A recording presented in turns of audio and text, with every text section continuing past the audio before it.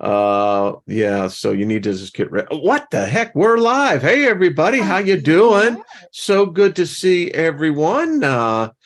If you're here, you're either, intuitive that you know where you're supposed to be. And if you just happen to be here, well, welcome. It's a cool place to end up. We just thank you. This is a second look. And as you know, and Ryder is joining us. Wow. Yay! How Ryder. Fabulous is that? That's Yay. Pretty cool. And there he is. Hey, Ryder, how are you doing? Can you hear me? Yes, we can. Good to see you. Yeah, I had to make a bunch of adjustments. I'm using my friend setup. Chris has a show happening right now. Oh, well, right I on. wasn't sure if you were going to be able to come on or not, but hey, I'm so glad you did. I sent the invite out. So bonus, everybody. That's all I got to say. It is bonus time. It is. We have Ryder. Yay! So we Trina? just speak favor over everyone. And if you're tuning in, we thank you. We love you and the energy that you bring to the conversation. And may there be nothing missing, nothing broken, that ever-present reality in our lives. And as I continue to look over here, finally getting all the buttons in the right place. So welcome, Driving everyone. that bus. So, yes. And Bosto, be of service to others.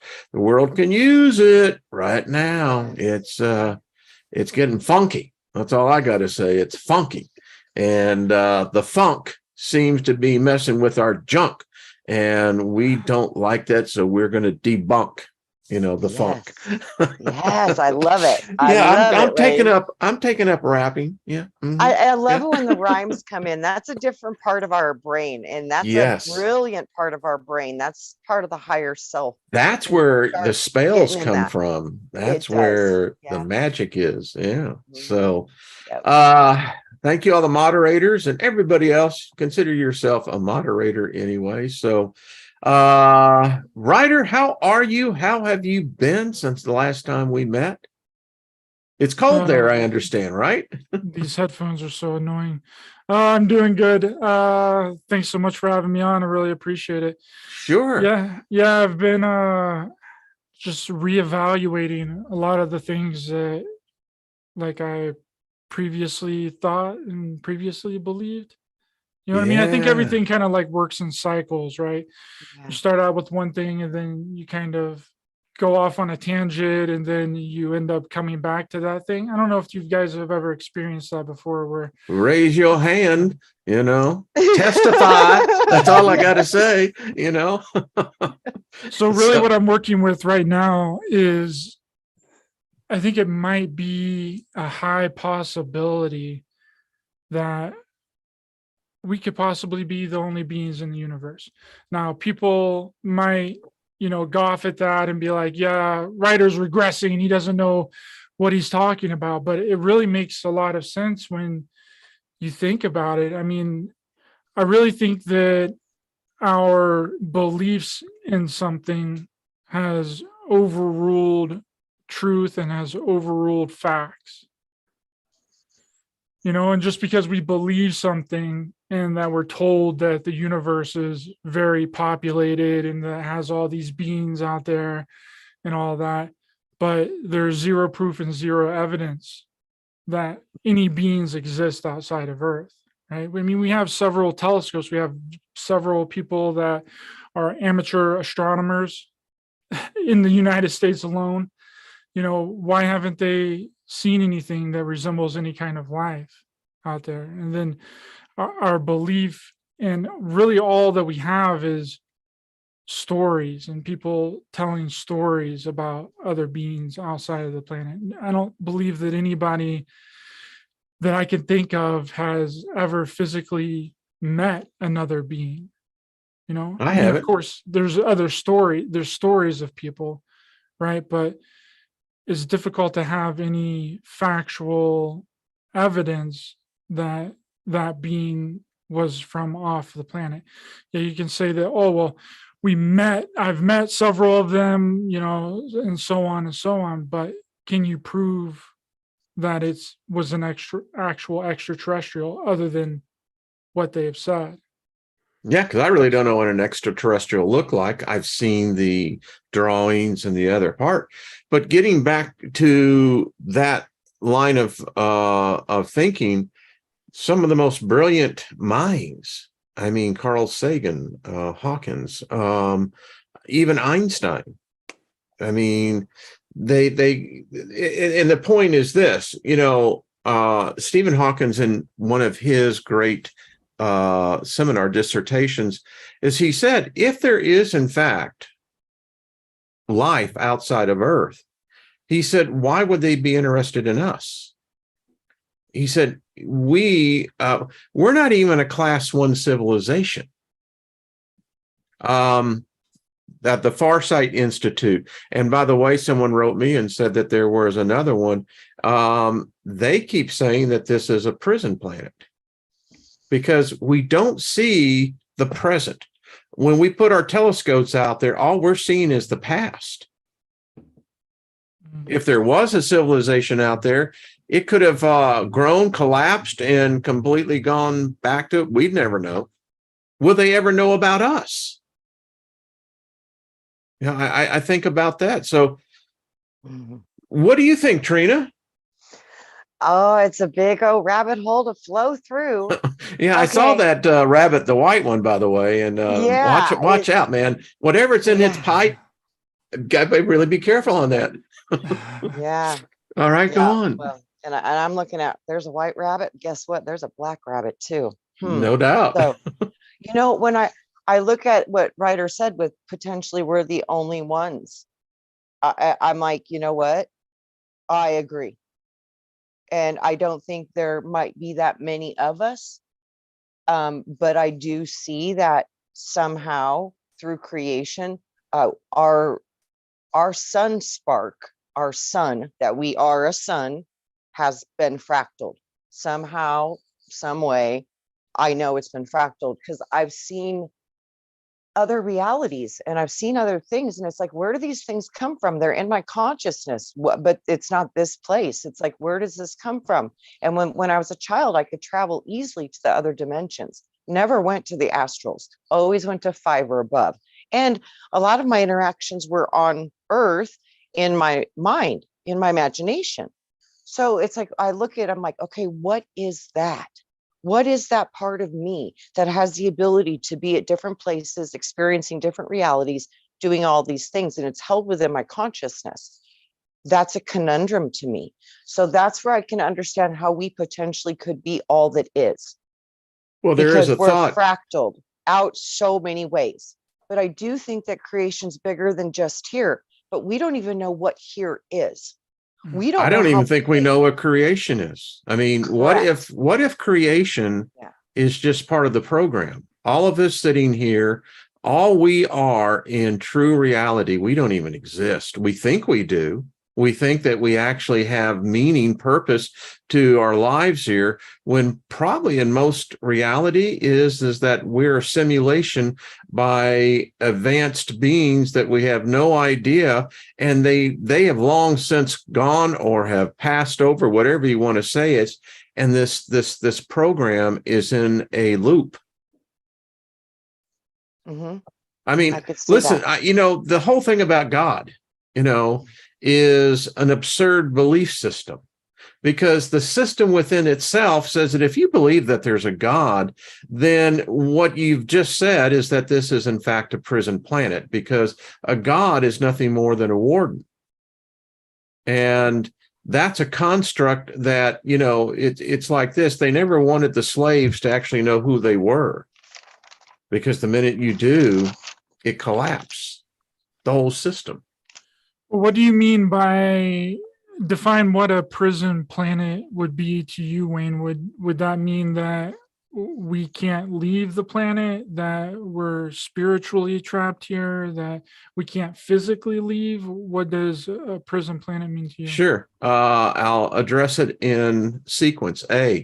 Physicality. There's no way humans will ever leave this planet. we are tied to this planet by our very creation, our very essence of who and what we are. You take us away from this planet and we will die. We will literally die. The conditions, I keep saying, you think about atmospheric pressure, the balance of the gases that are in this atmosphere, it's just a whole length. So let's talk about, so that keeps us here. I mean, there's no way we can escape that. I happen to think as the soul is, so is the body, that the soul is trapped here as well. We would be completely, we wouldn't be able to exist outside the realm of the memory of what we have here in this planet. Even in the afterlife, if it's not founded on what this planet was, at least in some resemblance, humans wouldn't be able to handle it. It's why I think we seek and we search for something that would allow us that ability to go beyond this of what we are. And if you believe in reincarnation, then it's complete vanity. Life means nothing. That's the problem with reincarnation. You think about it, it devalues the experience of life, because it doesn't matter what you learn in this one, you're coming back through, which ties back to, Ryder, to your original question. Yeah, I agree with a lot of that. And now I'm thinking, well, if we're like a prison planet, like what you're mentioning, that we can't leave our planet, and there are other civilizations out there, let's just say maybe human civilizations on other planets, would they not be on a prison planet too? Or do you think that the Earth is the only one that would be like that? Or do you think that any planet that has a potential for life or has some sort of maybe a physicality to life on their planet, would they too also be on a prison planet? Yes, yes. I believe that if an intelligence can grow, the only way you're going to explore the vastness of space itself will be through avatars, robots. It's the only way you're going to do it.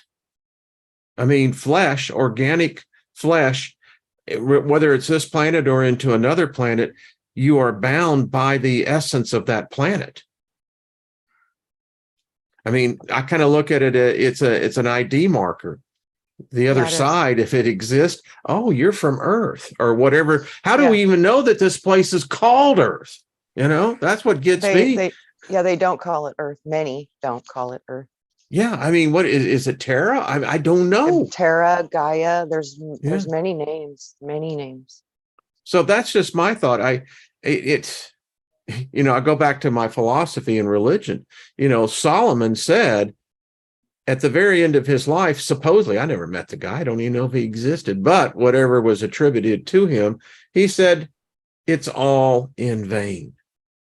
That's it. That was his words. I mean, if you read Lamentations is his writing saying, and he repeats over and over again, it's all in vain.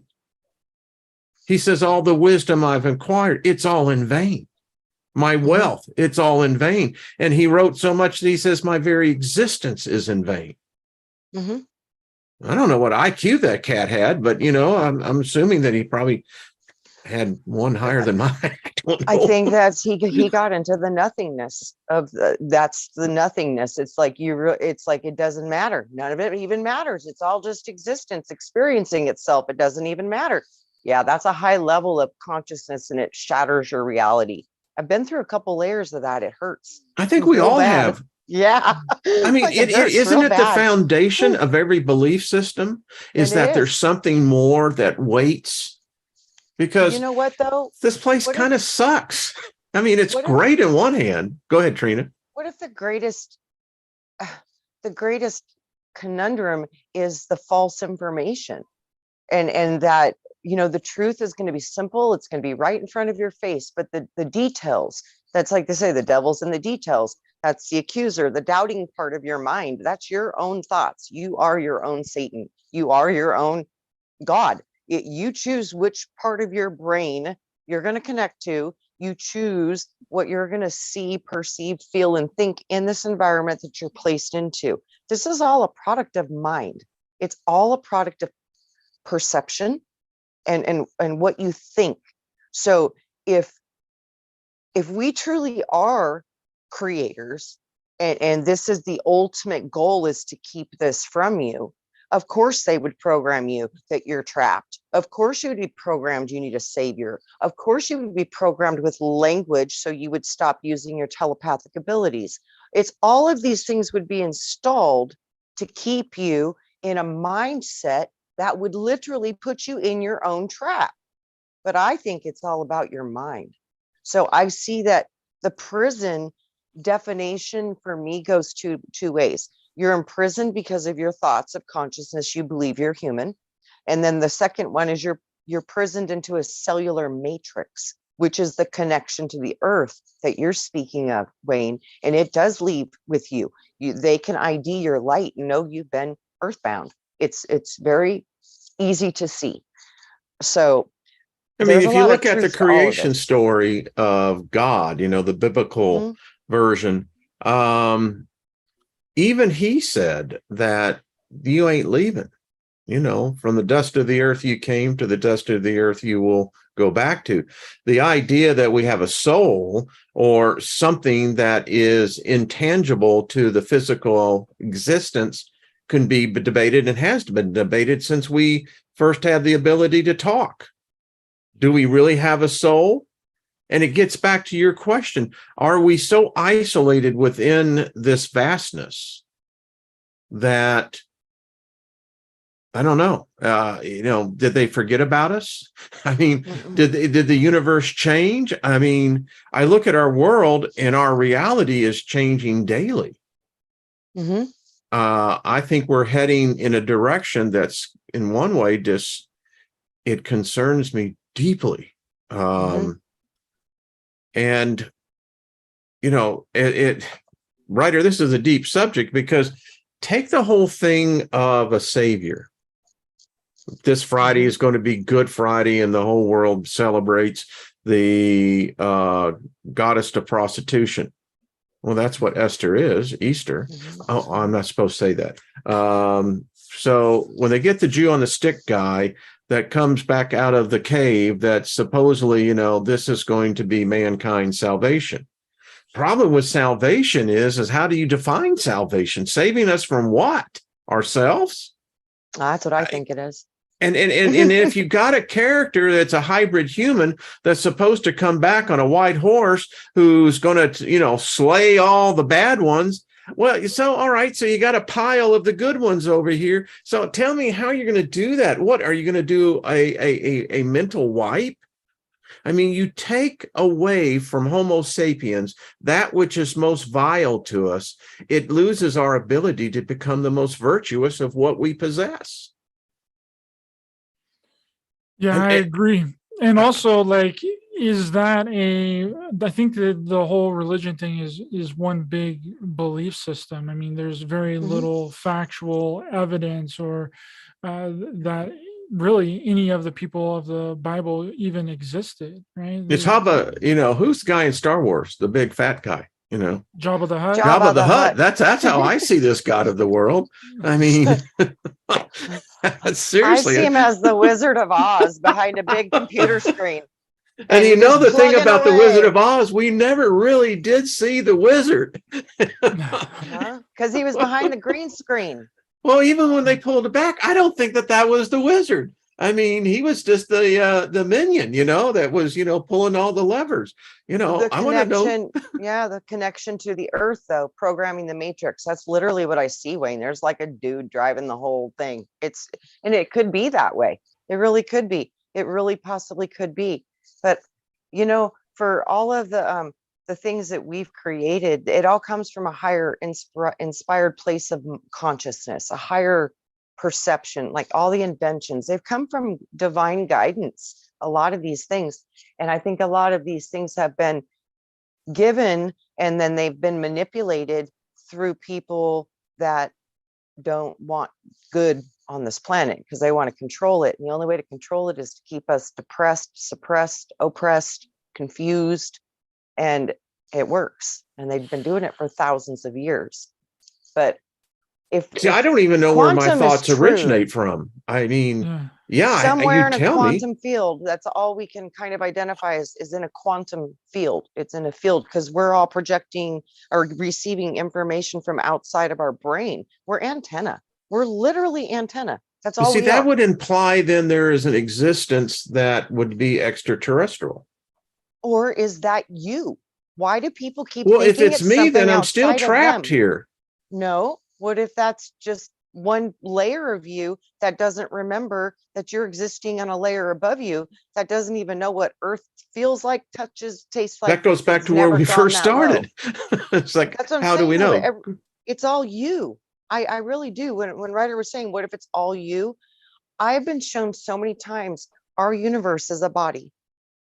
So our universe is a body, but then I was shown there's billions of bodies. So what if each one of those solar systems, universes, is a reflection of one of us? And wonder if we all fractal out to experience each other's universes. I see it in such a beautiful creation. And the only way you could experience it is if you didn't hold all the wisdom. Because if you held all the wisdom of your planet and your stuff, it would interfere with their existence. And you're there to experience their existence. So the amnesia would seem to be necessary. So you can look at it as a detriment, or you can look at it as an advantage. It's how do you perceive it? How do you perceive being in a cell, being in a body, being on a planet, being in the third dimension? Do you perceive that that's all that you are? Those are all about your belief systems. It's going always to what do you believe? So Well, if we can create based on our beliefs, why don't we choose to believe completely the opposite of what because we've been told? we can't. I can't. Let me tell you, this conversation we're having, let's be honest with everybody here. If you looked by the percentage of the population of the world, we're in 0.0000001%. Because the reality is, all of us know this. I can look out my window here and I can look into a world that is spinning out of control.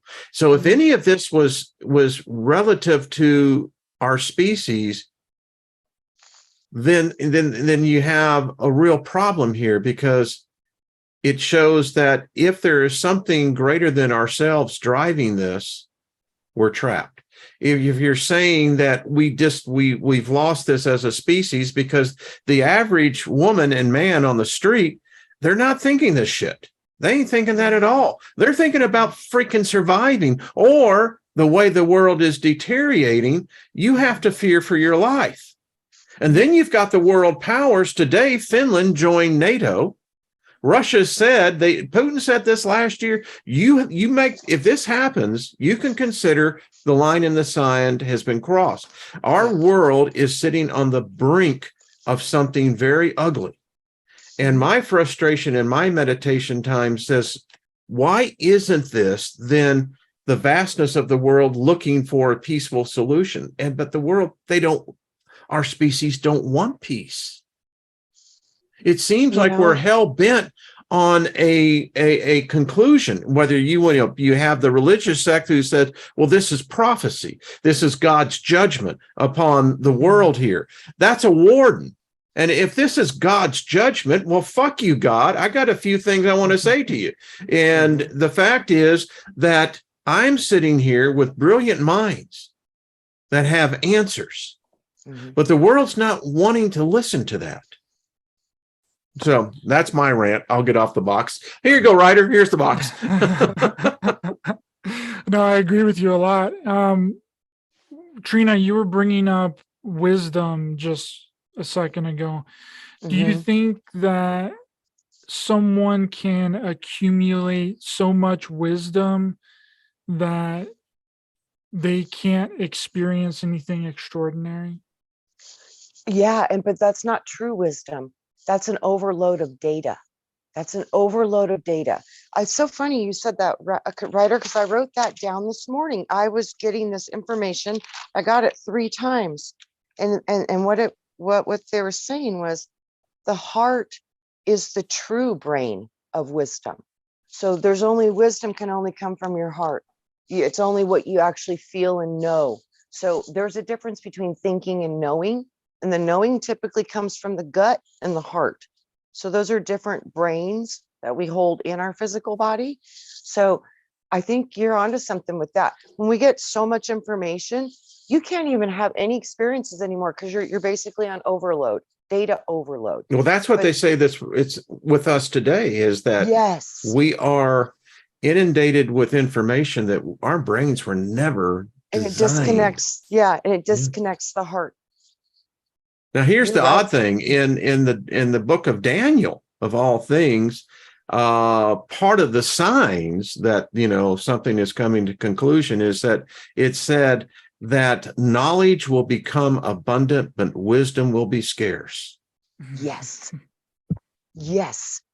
I've been hearing that all morning. True wisdom comes only from the heart. Nothing is true unless you feel it. That's why we come here to feel our thought. It's the only way you can do it is if you take on a physical body. You feel your thought. Your reality manifests in front of you because of where you're at. You know, there's the collective and then there's the individual. So you've got both of those aspects working in your system. So like two people can see the same thing and not have the same perception of it. It's That's just true. the way we work. Yeah, we just work that way. So it is all about what we're perceiving and what we're taking in. And right now, Wayne, you are right. We are getting so hammered with artificial data and just an abundance of data. And we're getting information from the sun. We're getting information from the computers. We're getting information from the radio signals and all AI. the electro crap. And, right. It is like we are getting hit so hard. So to be able to find yourself amongst all the outside distractions and get into the heart does know wisdom. And, you know, everybody wants to know if these things exist and do other universes exist and are we all it? This is when you go into trance, go into hypnotherapy sessions, but go in investigating yourself. This is where these mysteries will unlock. Whether they're true or not, can you prove it? No. But it does do something for you. And the information that is inside of you is unlike anybody else's. That's what I'm saying. We are massively wise, powerful, data preserving, holding bodies. Your body has so much information in it. Just to dive into your liver would freak most people's consciousness completely out, just to get into the liver. What if within these ancient texts and what you were talking about earlier too, Trina, that there was a group of beings that came down that passed on some sort of knowledge to the beings that were here? What if that wasn't a physical thing? What if they weren't actual beings? What if it was a evolution of consciousness, right? What if it wasn't so much that literal beings came down and we've just mistranslated that from an evolution of perception or an evolution of consciousness that would be changing our thinking? Just like what I see with the whole Jesus story, this, you know, if you have a normal human being walking around and they go through extensive teaching, Buddhist meditation, prayer, religion, mystery schools, you take in all this information, and then what happens? You activate the inner eye. The inner eye activates, and then you see things from a different perception. So the higher consciousness could be awakened in any human being through the activation of the inner eye. Because just like in the Bible, it does say the inner eye, when you open that inner eye, that you see God face to face. That's, you see God. God is you creating as an aspect of it. It's all one thing. It's all one thing, in my opinion. I don't think God's a person, it's a thing, and it's everything. And I'm part of that thing. As you're part of that thing, we're all part of that thing. So this consciousness has levels to it. Most people are, like Wayne said, full on asleep, and they have no desire to be awake. But it doesn't take that many masters to walk this planet to awaken the masses that are sleeping. So do they need to be awake though? What? Do they need to be awake though? Does everyone need to be awake? Maybe not. That's a good point. That's a very good point. I think there's a lot of people that are just doing their thing, and that's what they're supposed to do. Yeah. I would say that critical thought and common sense is better than being awake, right? I There feel like is no common sense. we would just achieve almost the exact same thing if people just had common sense and critical thinking. What if, though, let's take another point of view. What if this is, let's say, Peter Jackson's point of view of this is really the Lord of the Rings, that we're in a time called the time of man. This is the time of Middle Earth, and we are about to end our time. And if the cycle goes through, then we're either going to be looking at the upper realm, which is the air, or we'll be looking at the lower realms, which is the earth. Maybe that's the bifurcation. I don't know. I mean, That might be the bifurcation. Because Wayne, to make a new creation, you're going to need the fertilizer, and then you're going to need the information. So, maybe that's part of the cleaning process, is it sorts things out, and some things go to make the roots and some things go to make the leaves. I see that potential. Ryder, let me ask you this question. I have brought this up. We've discussed it here, and we'll be continue to discuss. It's interesting. I've grown up only to find my youth again. It's weird. I'll be 68. Ryder, you're what, 29? 29. So, Trina, I don't ask a lady her age. And anyway, we know that there is an interesting, because we have about 4 generations represented here. Yeah. And that's just interesting. So, all my life, I grew up with the perceived idea that there was this being who came down who, magically said, man be, and formed us out of the dust of the earth, and we became a walking, talking golem. And then this thing then decided, after it's made several versions of us, that it blew into us a part of it. Now, here's part of my conundrum. If that was the case, is that what has made us so violent? Is that which has brought to us the killing spirit? Because this God of the Bible murders a lot of human beings. And if it breathed into us something that wasn't inert in us to begin with, and it blew this into us, and this gave us, quote unquote, a living soul, but it also at the same time seemed to also provoke in us something that has made us something we can't control.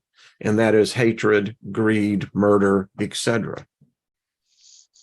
It's a really interesting question, Wayne. And I guess that I would counter with, if you were born on a different planet, would you still believe that story? Would this still be perpetuated? Yeah, I mean, would Jesus have been on that planet too? Well, he says, a quote unquote, in my Father's house, there's many mansions. That word mansions is literally translated, almost like a planet, another realm. So I don't know. I mean, it's a good question, because it's limiting. Any way you look at this construct, it's like we're in the liminal spaces. Have you ever gotten into that, Ryder? Watched any of the backroom videos? Mm. Check that out. It's liminal spaces, and it's an idea of the fact that we may be in this huge maze that's endless. Now, the back rooms is a area that once you pass through the door, it's over 690,000 miles. Mm. And once you enter in, it's very interesting, because it becomes adaptive. Sometimes I feel that we're in a liminal space because the vast majority of humans are lazy.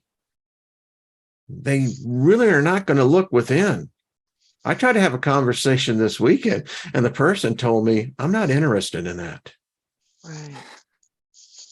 Okay. You know what's so weird, Wayne, when you were saying that? I was seeing a video game, and like we're playing a video game, and then you were talking about the back rooms. And it's so funny how art imitates reality. I was in Turkey years ago, and I was about 21 years old. And my uncle and myself and my sister, we got lured into back rooms. And after the third wall moved, my intuition said, run now.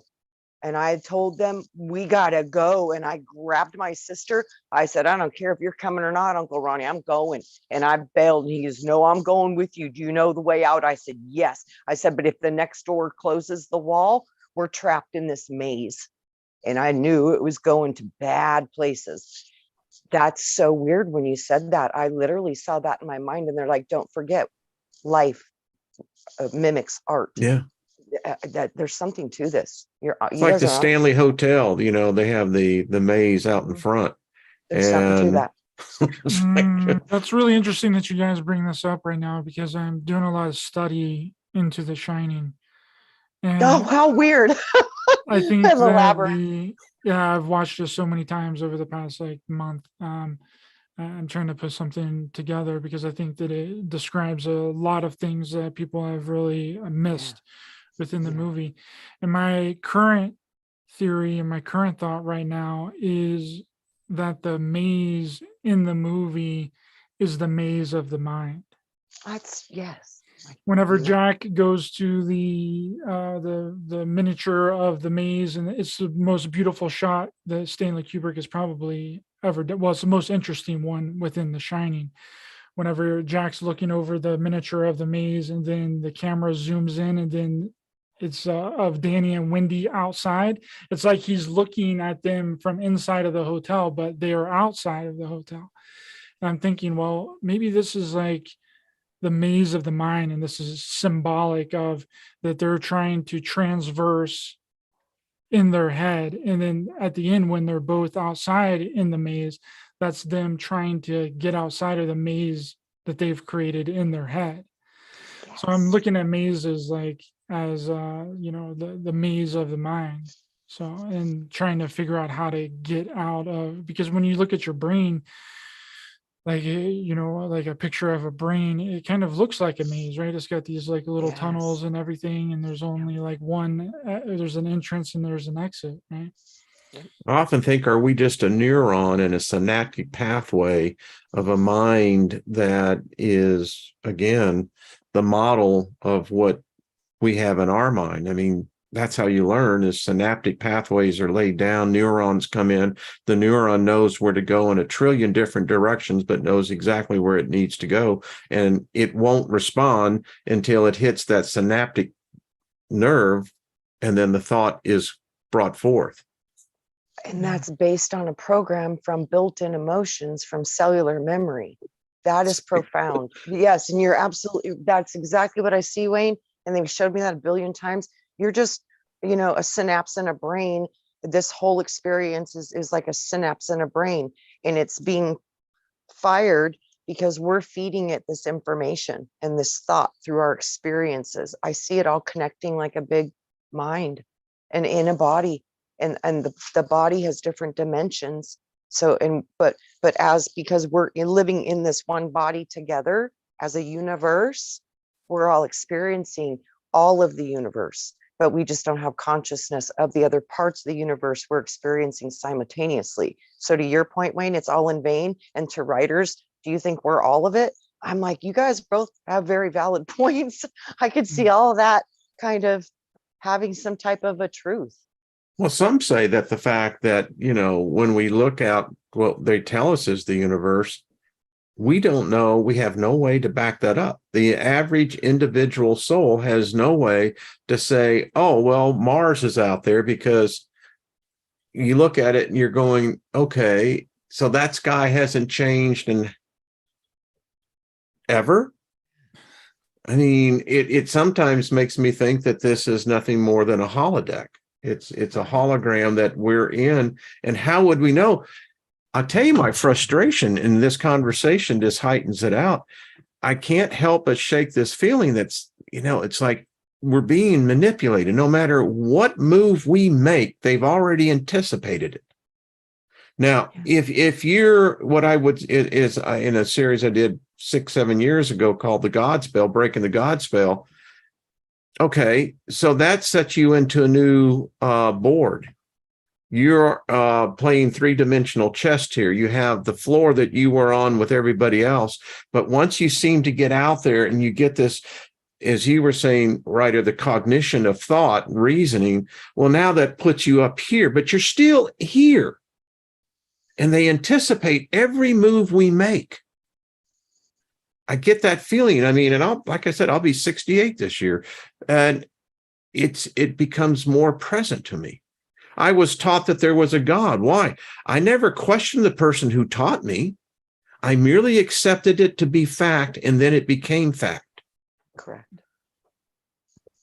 How much more of that is the exact same thing that has defined my life, your lives? Well, I think that's the difference between facts and beliefs, right? And it kind of gets back to what I was mentioning earlier. Was any of that factual to you, or did you make that factual within your life through your belief? I made it and that's it. I created it because I became well, you know what it caused me to become? It became schizophrenic in the fact that I was both the experiencer and the judger. Mm. You know, it taught me to judge myself in a manner that, quite frankly, gives every human being a very poor self-image of their inner self. When I think it may have been just the opposite, but how would we ever know? Because we're in a construct where that is the first thing that's ingrained into you.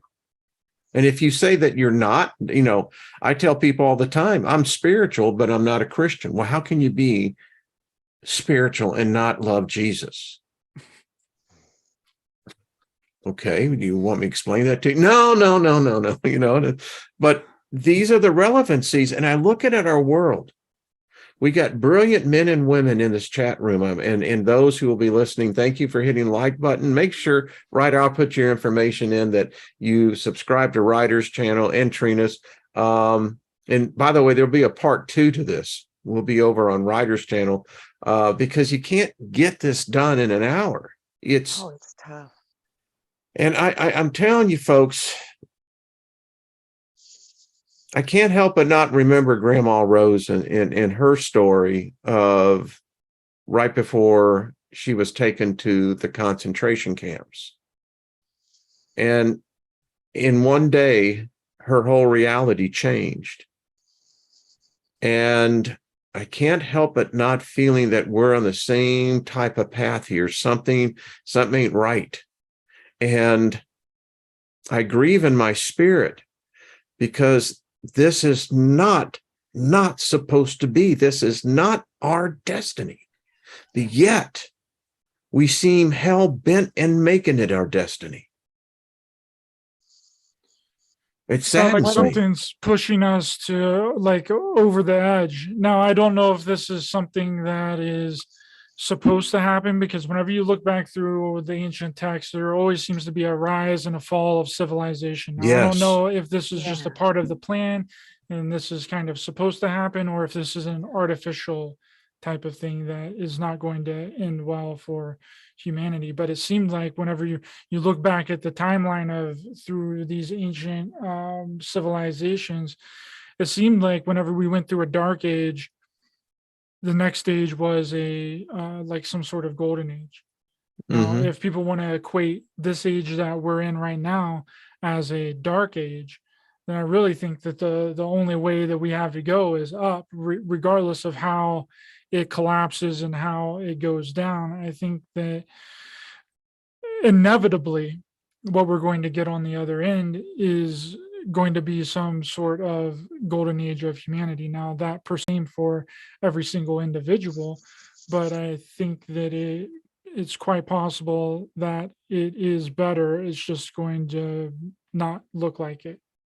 So let me ask you too, and feel free in the chat room to respond as well.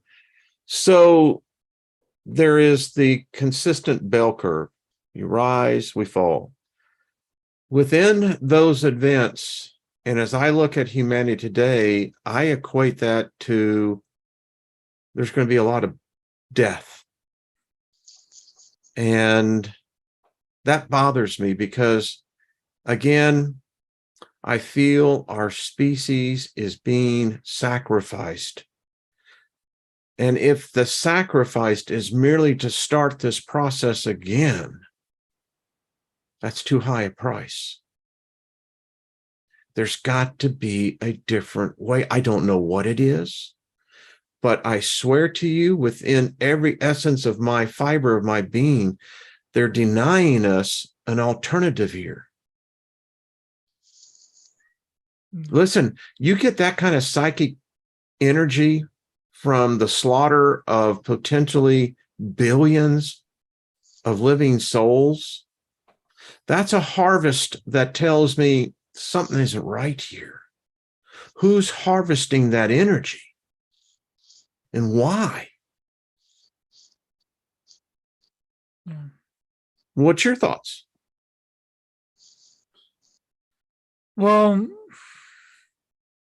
Deep like I and said, heavy, isn't it? It's a heavy price. I don't really know if, see, I haven't figured out if this is, a part of the plan yet or not, or if it's manufactured, like I was mentioning before. Because if it's manufactured, then they're screwing up, right? And I think that is definitely wrong. But if it's a part of the plan, somehow better for humanity, and that we're going to get something better out of it, I mean, I feel like that is the sacrifice that has to be made, right? And then on one hand, we've been talking about how the majority of the population isn't awake, they don't have common sense, they don't have critical thinking. And then on the other hand, we're like, oh, well, we're all about to be wiped out. I mean, would that not be deserving of our human species to be wiped out? If we're not, what's the word I'm looking for here? If we're not, Redeemable? yeah, basically, yeah. Yeah, If we're yeah. not redeemable in any sort of way, then, is that not the best course of action? And now I'm not saying that I believe that personally. I'm just throwing that out as like Well, a that's why I question don't and a believe that proposal. an alien would abduct a human and take him off this planet. Because if this is our nature, Dean Koontz in one of his books, Dragon Lady, I think in his book, he said, every human has the ability to be a saint and every human has ability to be a murderer. That is exactly what I see, Wayne, every time. So why would they take us with that as basically who and what we are as a species? If we would be a virus. Mr. Smith was right. Wherever humanity goes, it alters the environment. I think that we would have to double down on our reality here, and we need to stop thinking that the reality sucks and that everything is against us and that we want to go to heaven and that we want to be in the fifth dimension and the sixth dimension and go up where everything is peace and love and rainbow fairy tale land, unicorn land. Right? We would have to embrace this reality and everything that this reality has to offer in order to make a change. Because if you're here saying that this reality sucks and that you want to be someplace else, you're not doing anybody any favors by really being here. And if we want this light, love, fairy tale, peaceful reality here on earth, we're not going to get that. We just need to double down because that's an impossibility with working in this 3D duality and polarity system that we have going on here. This is really all that we get. It's the duality. Yeah. That's what it is. Because if go ahead, Trina. What if that's what this great reset thing is? And I wonder maybe if that's why they're trying to get rid of so many people and they're trying so hard to make everybody super afraid. I wonder if this is when they lose their control and the polarity flips. And now it goes back, instead of governments and stuff like that, it actually goes back to natural law. And it's just the rules. I'm with you. I just think about the individual soul. Let's say that one is the one that's going to be sacrificed. And I'm thinking to myself, Wayne, I mean, I don't know who that being is. I don't know anything about them, but I know this, they are a part of me. And I think about if my family was to be part of that number, and I'm going, like you were saying, Ryder, I grew up in the late 60s and early 70s. And our little town in the Montrose area in Houston back then was a safe area. I mean, I was tripping on LSD at 3 o'clock in the morning, with a buddy of mine and never fearing anything. And I guess it was because we had seen so much the pain from the Vietnam War. Maybe what we need to do is see that pain and we will come together. Maybe that may be the reason, Ryder. Maybe that is the goal, that if there is this thing that's going to happen, maybe the rest of us will be ready right then to embrace this feeling of camaraderie, community, that I'll watch your back no matter what. Yeah, integrity and honor, right? That's really what the world is lacking. And I feel like that we've been pushed in that direction, because I'm sure what it was like for you growing up, like you're saying, you didn't have any fear for anything. I mean, you could walk down the street and put your thumb up and someone would come through and pick you up and take you wherever you needed to go. You can't do that now. No, and I was never afraid to that someone was going to try to kill me. I hitchhiked across the United States, never had that fear. Right. But then they introduced serial killers, right? Yes, they did. And then after the serial killers came cults. And then after exactly, the cults here we go. They fractaled it. That's what they did, Trina. They fractaled the whole damn thing. Took out a hammer and broke shit apart. Said, no, they're not going to be happy. Damn it, no. Son of a bitch. Every time we get, someone messes up. But on a serious note on this, it is something that I look at that as an alternative, outcome. Maybe we won't have to pay this price as a species. Maybe if it starts to go there, that as you said, I hope that the average person awakes to the fact that there is an alternative for us as a species. We don't need poverty. We don't need war. We really don't need money. No. We have the ability that we could house every human on this planet. We have the technology that we could heat them and cool them. We have the technology to grow the food. Yep.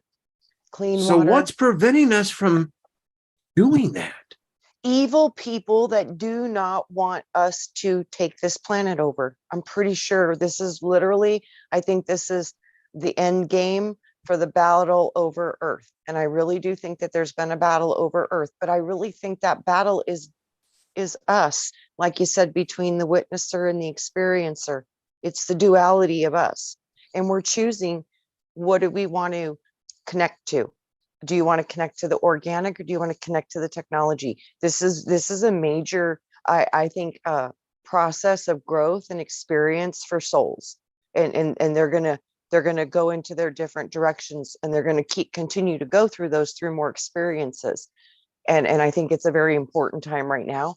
And I don't think many get through the maze, Wayne. This literally is a mind maze, a physical maze. It's a maze every way you look at it, made to confuse you, confound you, deter you, destroy you, utilize all your energy, suck the life right out of you, take your life even if they want to. It's a profound thing that we're looking at. But I do think that in a polarity system, eventually there would have to be the other end expressing itself. So well, here's a hope that I see right here taking place here, because what we have done in representing here is that this is a generational connection taking place. Yes. This is a younger generation, Ryder, yours, Trina, yours, my generation. And listen, if you can do that and find the commonality, that thread that surpasses the age, the how people get into certain thoughts.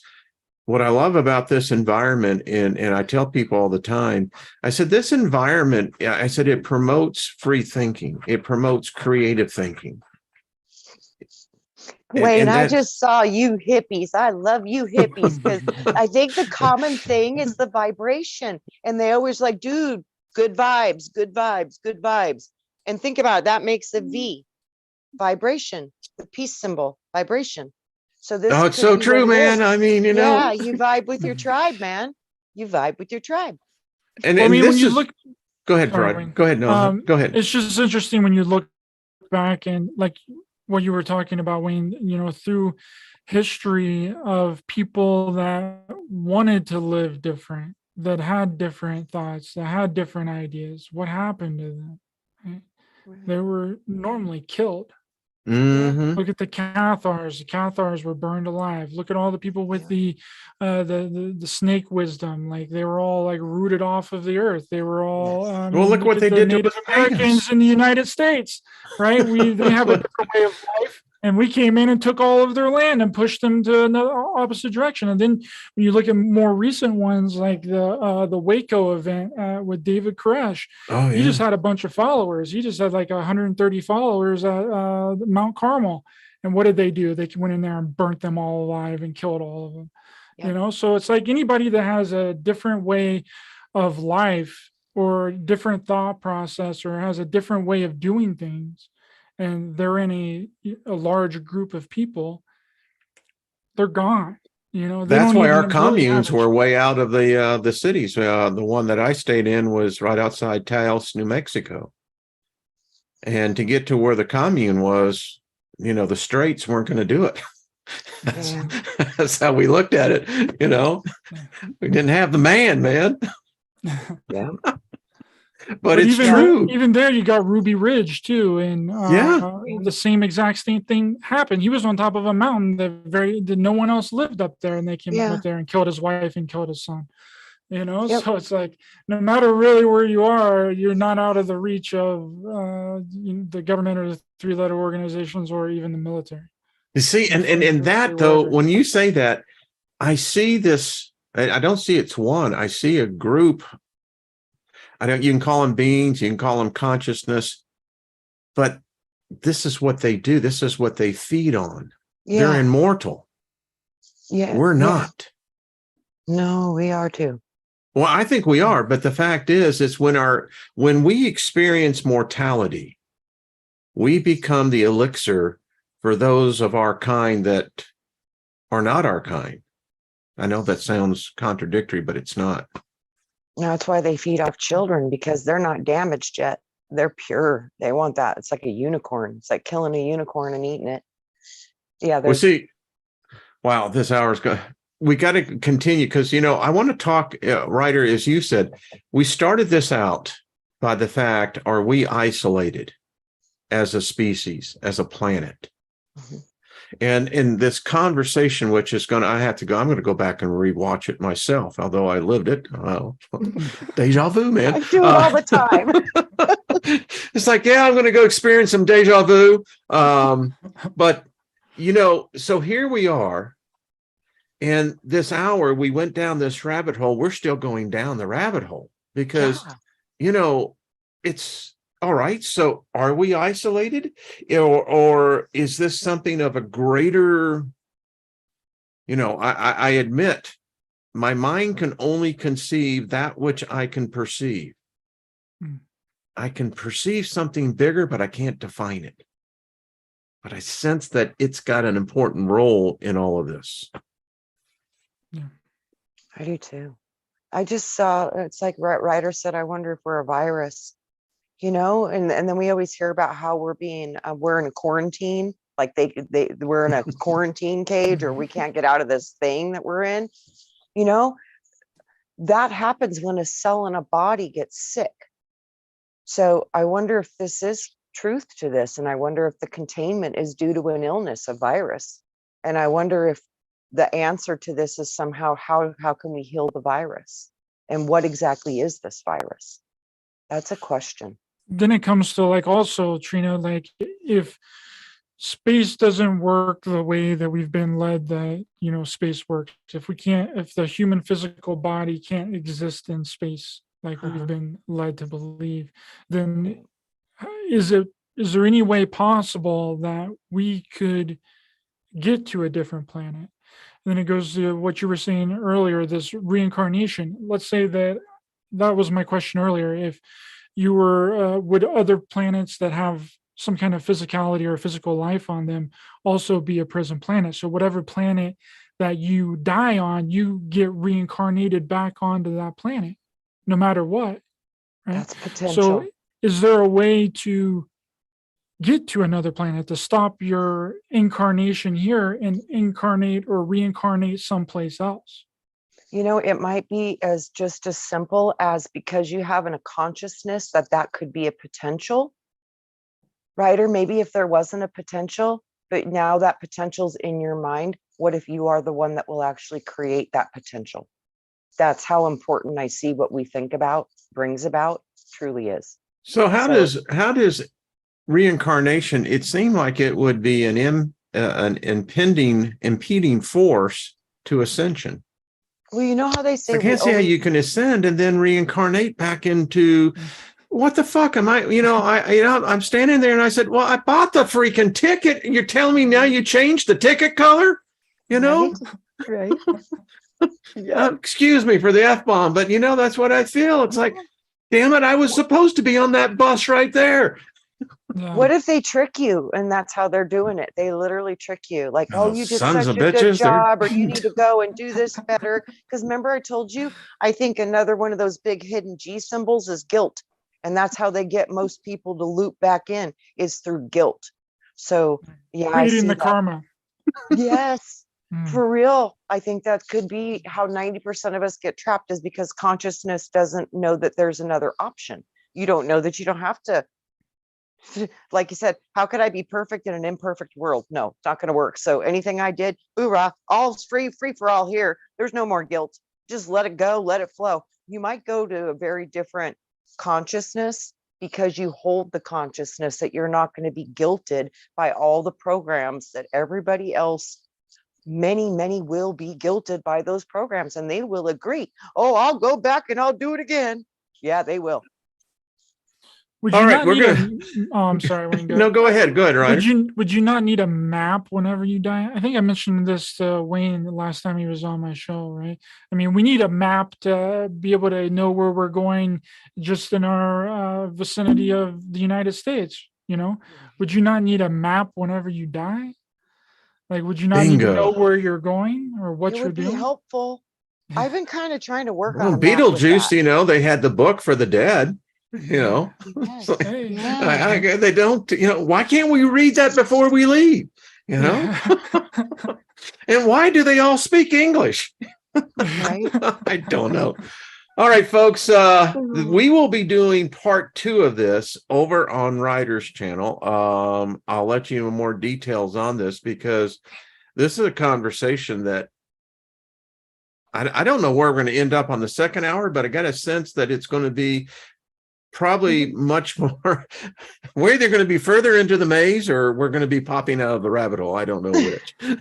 So, I thank you, everyone. Ryder, what a treat. We will stay on and we'll get the second part figured out.